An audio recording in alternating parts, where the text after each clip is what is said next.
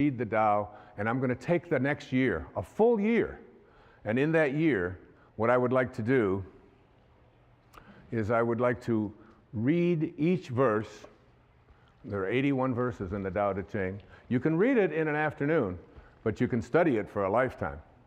And in the studying of this, I said I would like to just take those 365 days for the next year, and in every 4 days, I'm going to read one verse. Some of them are only 4 lines long. Some of them are 12, 16 lines long.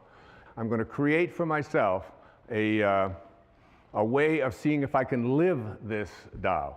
And what I did was I would read it, then I would meditate on it, I would walk on it, I would go swim on it. When I would do yoga, I would practice it, and then I would sit down after the 4th day. And I had a picture of the man who was considered to be the author of this, although there's no historical actual record of his name is Lao Tzu. This is the visage that I looked at. This is the image of an artist's drawing of Lao Tzu. In ancient Chinese means old man, old man. He was the old man who was living in China in the time of the warring states, and he decided he didn't want any more to do with war and violence and hatred and killing and all of the things that were so much a part of his world. And he got on his oxen and he left, and before he left to go off and be by himself, he dictated some 5,000 Chinese characters, these 81 verses that became the Tao Te Ching. There are some people who call the Tao Te Ching the wisest book ever written. If you Google this thing called the Tao Te Ching, you'll come up with over 1,300,000 hits on the Tao Te Ching. Not only that, there are 14,000 translations of the Tao Te Ching that I have come across. So what I did is I took 10 of those translations, the ones that seem to be the most relevant, the ones that seem to have the most meaning to those people who lived in this part of the Western world, and I combined them into what I consider to be the most useful translation of the Tao Te Ching. And each morning I would get up and I would look at this picture and I would ask, what is it that you would say to the people who are living now at this time, given the conditions that we have in our life right here? What is it you would do? Many people call this a manual for achieving a way of life that literally guarantees integrity, joy, peace, and balance in our life. Now, there was a man who was a contemporary of Lao Tzu. His name was Confucius. He was many years younger than Lao Tzu, but he kept hearing about this old man who had all of this great wisdom. And one day, he decided that he was going to go, legend says, and visit Lao Tzu.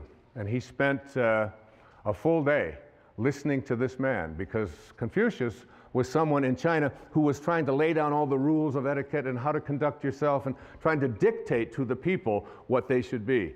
Lao Tzu had nothing to do with any of that.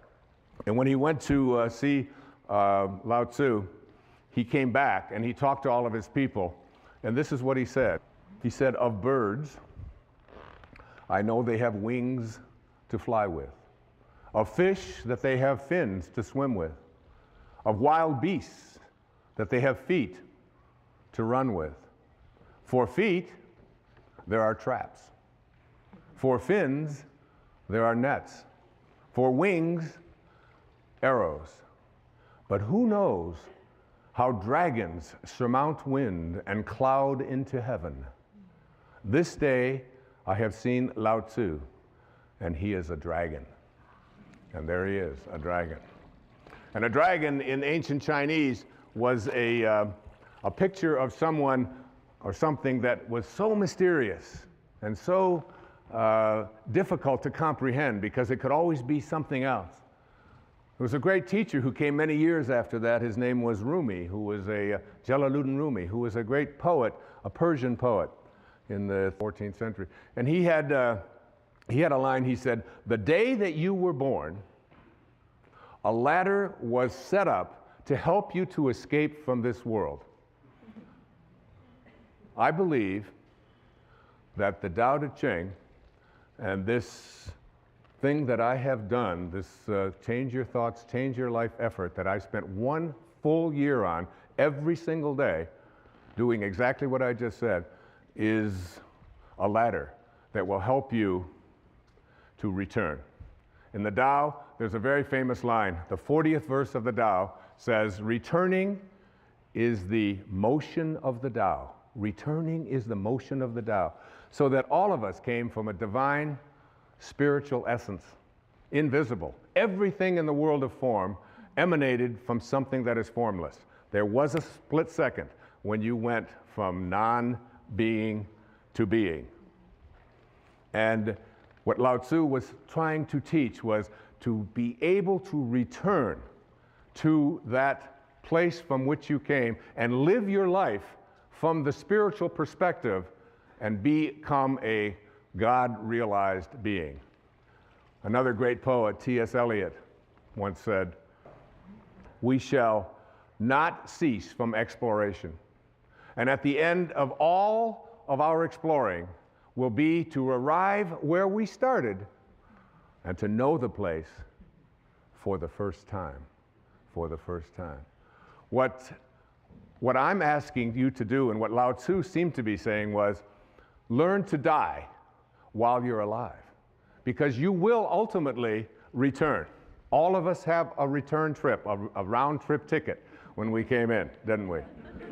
But if you could learn to die while you're alive, and there's a great story, I have to tell you this story. I want to read this story to you. It's a way to look at this idea of dying while you're alive. It goes like this. To die while we are alive gives us the only opportunity we will ever have to get outside of this package that houses us temporarily. There's an ancient parable that repeated generation after generation by the spiritual masters of India, which illustrates this point. Listen to this wonderful story. A traveler from India went to Africa to acquire some local products and animals, and while in the jungle, he saw thousands of beautiful, multicolored talking parrots. He decided to capture a talking parrot and take it back as his pet. At home, he kept his parrot in a cage, and he fed him, and he gave him wonderful seeds and honey, and played music for his pet, and generally, he treated him very well. When it was time for the man to return to Africa 2 years later, he asked his parrot if there was any message that he could deliver to the parrot's friends who were back in the jungle.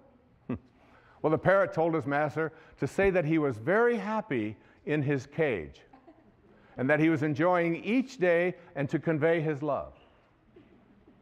Well, when the traveler arrived back in Africa, he delivered the message to the parrots back in the jungle. Just as he finished his story, a parrot with tears welling up in his eyes fell over dead.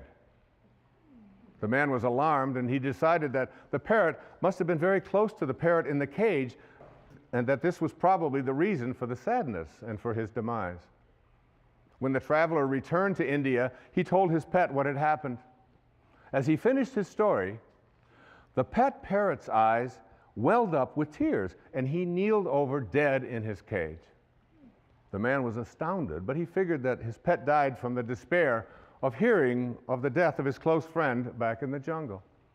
The trader opened up the cage and tossed the dead bird outside onto the trash heap. Immediately, the pet parrot flew up to a branch on the tree outside. The trader said to him, "So you're not dead after all. Why did you do that? You tricked me." And the parrot responded, "Because that bird back in Africa sent me a very important message." What was the message? The trader wanted to know. He told me that if you want to escape from your cage, you must die while you're alive. We must indeed die while we are alive in order to be able to look back at our waking consciousness and see ourselves trapped in our cage, which in our case is our body. And then we will see how unnecessary it is to remain caged. Isn't that a great story? I love that story. Yeah, you can applaud. What I encourage you to do is to create for yourself a sacred space. And in this sacred space, I would like you to place everything that has energy value to you. Photographs. I have this photograph that I looked at every day for 1 year and began to talk to after a while. It's a little weird, but you begin to get this idea.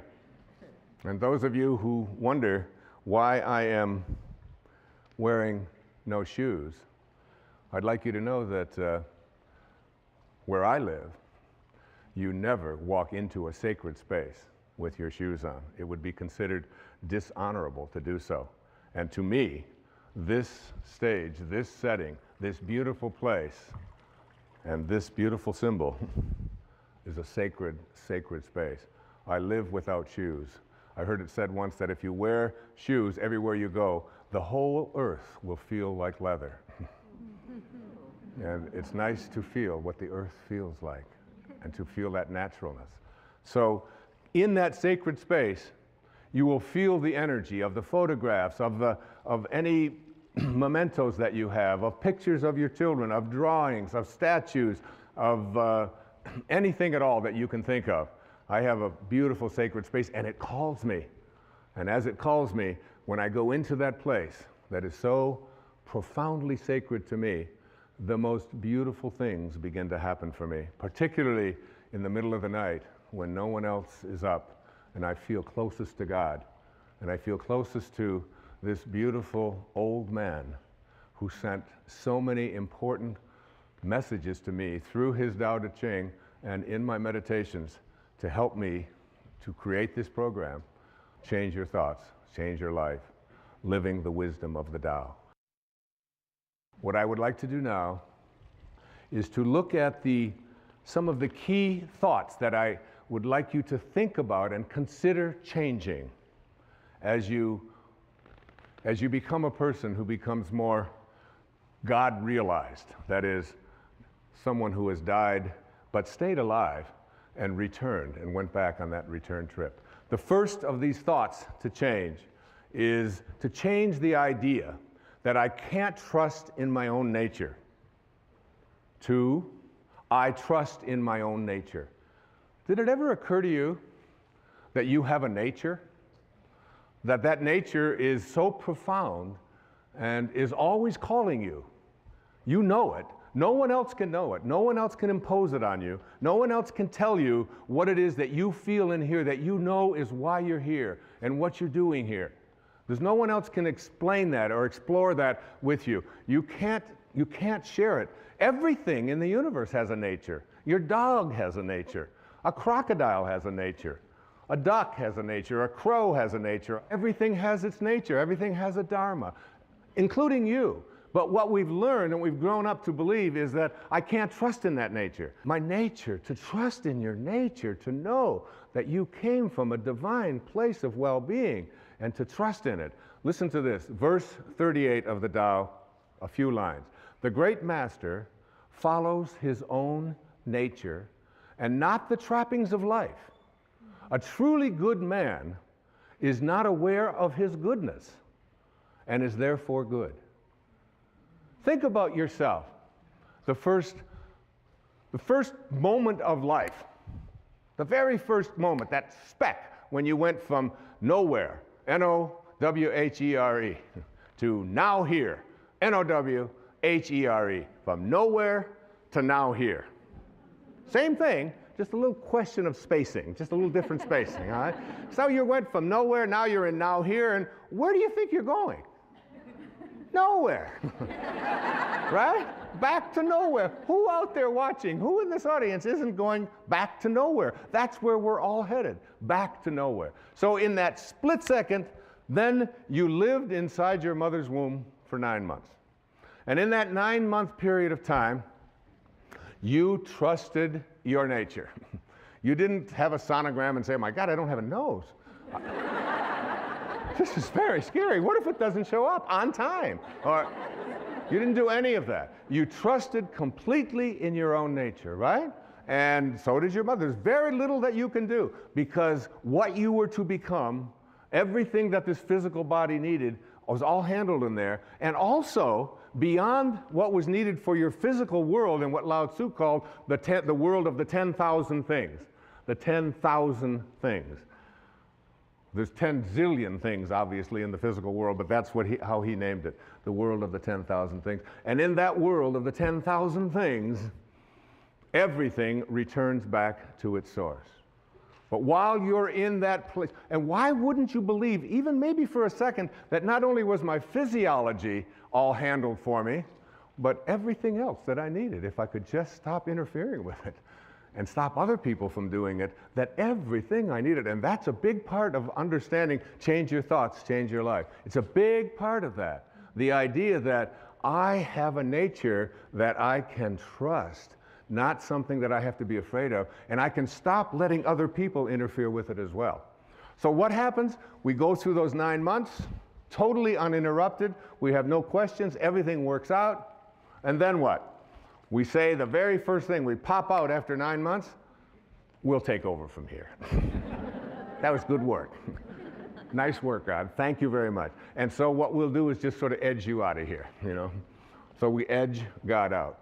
We take on an ego. E-G-O. And we edge out and we say, we'll take over.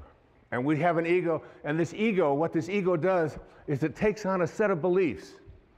And these beliefs are that I am what I have, that I am what I do, that I am what other people think of me. So we're raised to believe that the more stuff I accumulate, the more things that I get, this is who I am. The more that people like me, this is what I'll get, and on it goes. I want to tell you a story. It's the story of one of my children. Her name is Tracy. We lived in Detroit when she was born. She came in as a little rebellious. She came in the middle of the Detroit riots when they said nobody is allowed to go out. Anybody that goes out is going to be arrested. And she said, this would be a good time for me to show up. Which is exactly what she did. So when she showed up, after about the second or third year, Tracy went to preschool. And she came home from preschool. She was about 3. And in that time, she came home and she said, she handed me a paper, and it had a gold star at the top of the paper.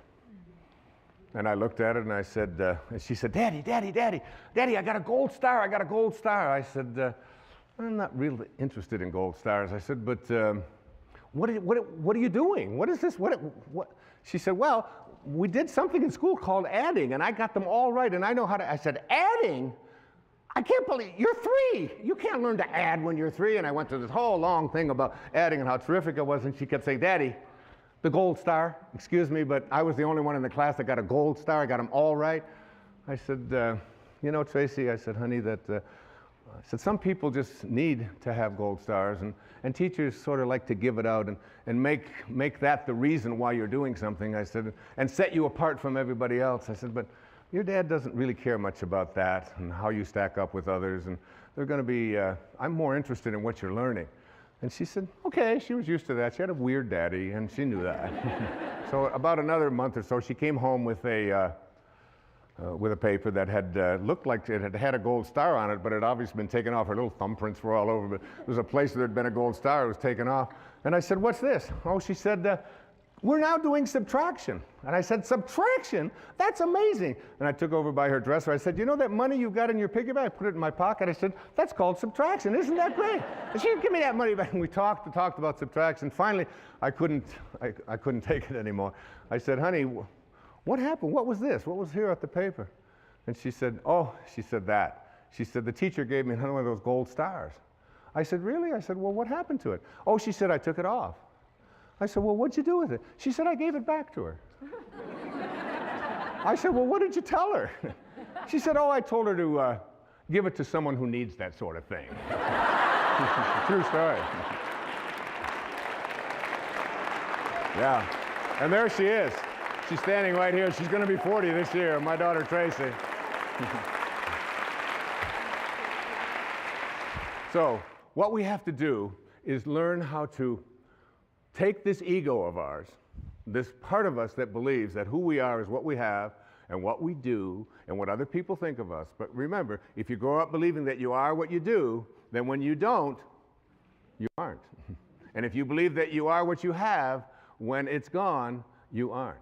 And if you believe that you are what other people think of you, your reputation, which we raise people to believe, I have to be concerned with what other people think of me. Take this ego and retrain it. And one of the ways that you do to retrain it is, first, you take this idea that the ego has of fear. What are you afraid of? Anybody out there, what are you afraid of? Shift from fear to curiosity. Become curious about what you're afraid of. That's what Lao Tzu taught me. Become curious about what you're afraid of. You're afraid of flying? Get curious about that. Get interested in that. You're afraid of snakes, you're afraid of disapproval, you're afraid. Just shift from fear and say, I'm going to become more curious about what I'm afraid of. And then take all of the things that you're attached to, like all of your photographs, like all of your furniture, like all of your clothing, like all of the stuff that you find so much attachment to, and start letting it go. Start letting it go. You know, the day that I turned that key on May the 11th in 2006, I didn't even know where it was going. I just knew there was a shift taking place. I felt freer than I'd ever felt, I think, in my life. In my mid-60s, out there on a whole new adventure. And here we are talking about it on national television, on PBS. Take that idea that you have to be attached to things and know that you came in with nothing, with no thing. And you're going to leave with nothing, with no thing. And understand that your life is a parenthesis in eternity. Live there without attachments. And then take your need to be in control of yourself, of others, of the situation, and shift from control to trust. Begin to have a trust. Lao Tzu is profound about this. In each one of the 81 verses, it comes up about 60 times as you look at letting go and letting God, allowing yourself to trust in your nature, allowing yourself to no longer believe that everything has to be controlled by me, and that other people no longer have to be in control of me as well. Begin to trust, just like you did for the first 9 months. You trusted. Your nose showed up. Your height showed up. Your eyes showed up. Whatever. It all showed up. It's all perfect. It's all divine. So why not wander through your life and have this wonderful, peaceful knowing that it's all fine? And finally, shift from your sense of entitlement. Nobody can treat me that way. I'm entitled to have this. Well, I paid for that. I let go. I mean, that in 1 year, I let go of all of my entitlements. I don't feel I'm entitled to anything. I'm just here. Shift from entitlements to radical humility. Lao Tzu speaks about it so often. Stay humble. Stay low. The greatest leaders are the ones who do the least. The ones who stay back and just model and allow. And at the end of the day, in one of the verses of the Tao, it says, the people will say, we did it ourselves. We did it ourselves. In verse 49 of the Tao Te Ching, here's an exact quote. The sage is kind to the kind and kind to the unkind because the nature of his being is kindness. And also, be wise and help all beings impartially, abandoning none. You know what I do? Just before I did this program, I have to admit I was nervous. I was humbled by it. Like who are you, Wayne Dyer? Who are you to read the Tao and believe that you can interpret it on television and interpret it in a book and spend a year and say, like, I got real humble with that. And you know what I say? Tao, which is just another word for God or source or Krishna or Allah or whatever you want to call it, guide me. Guide me now. I have that awareness before I come out. If you knew, it says in the Course in Miracles, if you knew who walked beside you at all times on this path that you have chosen, you could never experience fear or doubt again. I remember Mother Teresa saying to a dear friend of mine who was asking, what could he do? What could he do to do something for her? His name was Pat McMahon. He was on KTR radio in Phoenix. And finally, Mother Teresa said to him, you can do something for me. She said, tomorrow morning, get up at 4 a.m. and go out onto the streets of Phoenix and find someone who's living there who believes that he's alone. and convince him that he's not. That's what you can do. That's how saints talk. That's how Lao Tzu spoke. Okay, let's go on to the next thought, to change. So you're changing from not trusting in your nature to trusting in your nature. You change your thought from I need more to what I call living contentment. What is this thing about more? It's the mantra of the ego, isn't it? I have to have more. I have to collect more stuff. I have to have more friends. I have to have more money. It's more, more, more, more, more. When where you came from nowhere. You don't need anything. It's a continuous bombardment that we are all exposed to in this whole world of believing that we have to have more. It's one of the reasons why I love public television so much. You don't see ads on PBS. You don't have to be constantly exposed to the idea that you have to have more and you have to get more, and if you don't have this, then you're not complete, and so on. So we get bombarded with this idea of attracting more. And Lao Tzu says, live contentment. Live in a state of being contented. Here's verse 81, the last verse of the Tao Te Ching, my favorite translation of it, and I put it right into the book. Sages do not accumulate anything, but give everything to others. Having more, the more they give. It's a great lesson. My son Sands, who's, we're very, very close. We just spent a couple of months together over in Maui, just being together, just being. It was a divine time. And he came home with, it was last summer, he came home with 4 t-shirts that he loved. And I said, well, honey, I said, which one do you like the best? He said, well, that one over there, that blue one, it's got the writing, and it's got the drawing, and it's got a surfer, and it's got, I said, that's great. I said, I'd like to have that one. He said, no, Dad, that's my favorite. That's the one I like the best. I said, I know. I said, that's the one, would you mind if I had that one? He said, I would mind a lot if you had that one. He said, maybe you can have one. I'm not so crazy about this one over here. I said, so you're going to give me something you don't like? I said, that's the one. I love that because we have the same taste. Could I have that one? He said, Dad, you're crazy. He said, you can't have my favorite t-shirt. I said, well, I want you to think about that. I want you to think about detaching and letting go and not needing to have more. And he's heard me talk about this stuff his entire life. So finally, he just, I went in and I tried it on and I said, this thing looks so great. Looking in the mirror, thinking, he said, Dad, that really is mine. I said, yeah. I said, but you're going to give it to me. He said, no. I said, yeah, well, just think about it, because I'm your dad, and I'd really like to have this. And so he reluctantly parted with it. And so that evening, I was still wearing the shirt, and he looked at me and he said, oh, that's my shirt. I said, Sands, I said, you gave me the shirt. I said, I'm going to wear this shirt until you are happy that I have your favorite shirt. I'm never going to take it off.